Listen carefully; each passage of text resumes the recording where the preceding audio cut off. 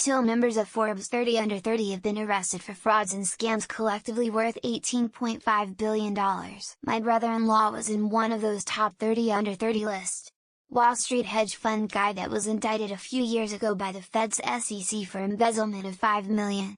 I don't really understand exactly how he did it, but it just was taking money from investors in one company he created and moving the money to another company, then eventually somehow to a secret account by cooking the books where he used that money for financing his lifestyle, and is currently in jail for at least another 1.5 years. Reading this reminded me that my neighbor's daughter was an early employee of a company called Ubiome. One of the two co-founders, Jessica Richmond, had lied about her age in order to get on the 30 Under 30 list. She was in her early 40s at that time. As someone who knows a lot of people that have made 30U30, the scrutiny on Forbes' part is really not supposed to be that thorough. They are journalists, not CPAs.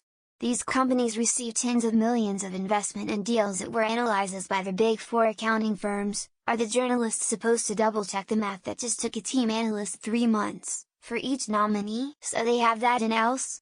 For instance, I'm betting they may all come from extremely wealthy families of some influence.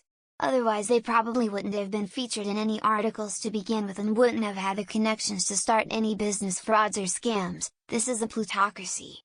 Just don't scam the rich and you'll be fine. They got greedy. The woman on the cover is a poster child for how flecked up it all is. She, and a data scientist, made up millions of users. Totally fake, mind you.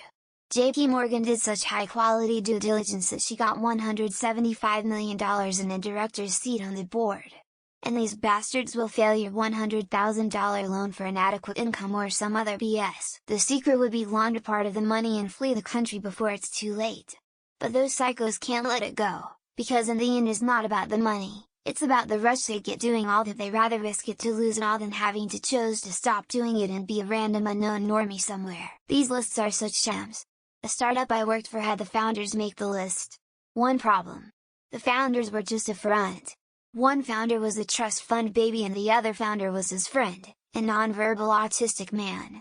The autistic guy's dad and dad's friend were the real ones running the company. So 6 people total out of the list of 7,200 have been involved in fraud. 0.08 of a growing list. That's it.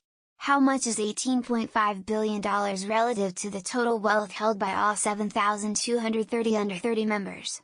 These details seem deliberately left out to make this some hit piece against wealthy people in Forbes. Hassan Minhaj did a great segment on the seeming increase in stupid scams pulled by stupid people. I really hope he gets the permanent Daily Show gig. He's got that perfect combination of anger and cynicism that remind me a lot of Jon Stewart. I've known 230 under 30 members, both attractive women with Ivy League degrees but not in the area of expertise. Their startups operate. Both charlatans who've drained VCs and enriched themselves while their companies were basically vaporware. That's because Forbes 30 under 30 list is compiled from self-nominations. Corporate Natalie even admitted to nominating herself twice for the list. Once being rejected and making the list the second time around. Who's who in anything similar are all "look at me, I'm rich" scams. I remember they called me one time and I thought it was a big deal. They then wanted me to pay $10,000 to be in the magazine. Best detail. Nikola made a demo video showing its non-functional truck rolling downhill but tilted the camera to make it look like it was traveling under its own power on a flat road. So, Forbes has to be liable for some of this fraud morally, if not legally.